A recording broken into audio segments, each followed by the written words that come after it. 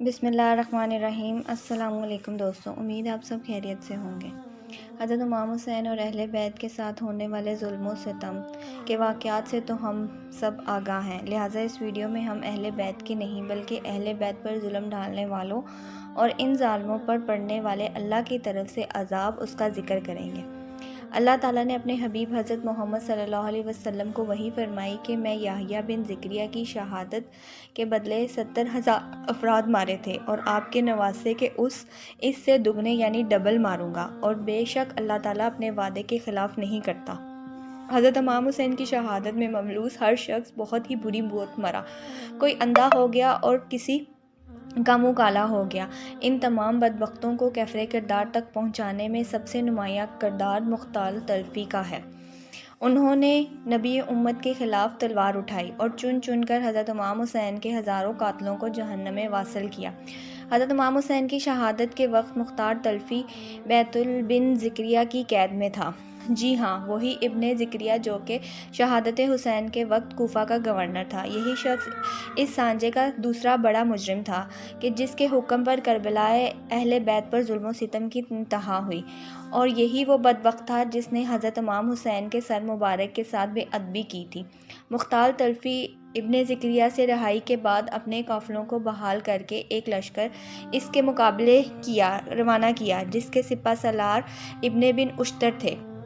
ابراہیم بن اشتر جو کہ ایک مہاجر جنگجو تھے، انہوں نے ابن زکریا کو بدترین شکست دی اور سانجہ کربلا کے ٹھیک 6 سال بعد یعنی 10 محرم ہی کے دن یہ بدترین انسان ابن زکریا قتل کر دیا گیا۔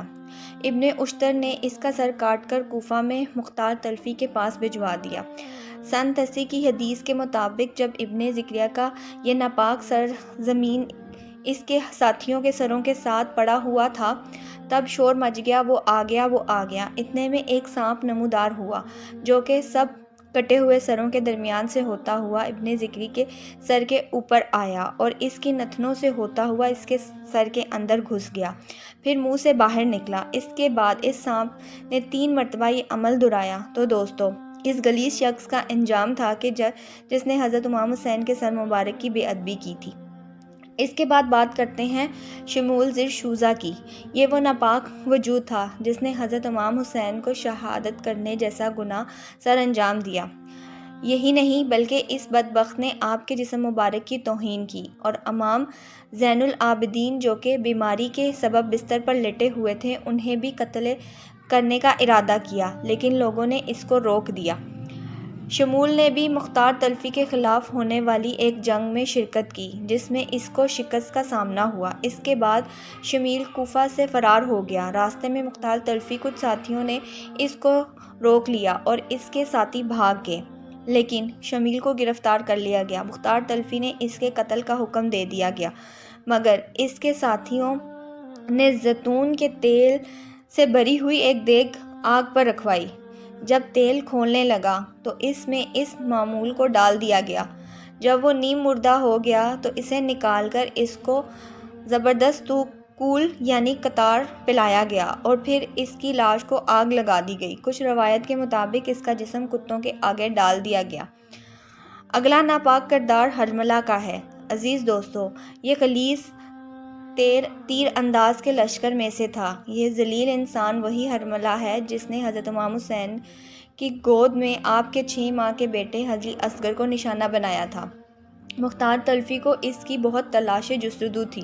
ایک دن آپ کہیں جا رہے تھے کہ اطلاع ملی کہ حرمل گرفتار ہو گیا ہے۔ مختار تلفی یہ سن کر بہت زیادہ خوش ہوئے۔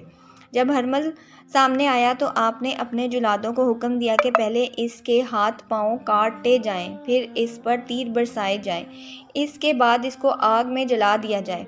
چنانچہ مختار تلفی کے حکم کی تعمیل کی گئی اور اس طرح یہ ممنوع بھی واصل جہنم ہو گیا۔ تو عزیز دوستو، یہ ہے دنیا کی حقیقت جس سے تخت و تاج کے لیے اپنا ایمان اور اپنی آخرت داؤ پر لگا دی گئی۔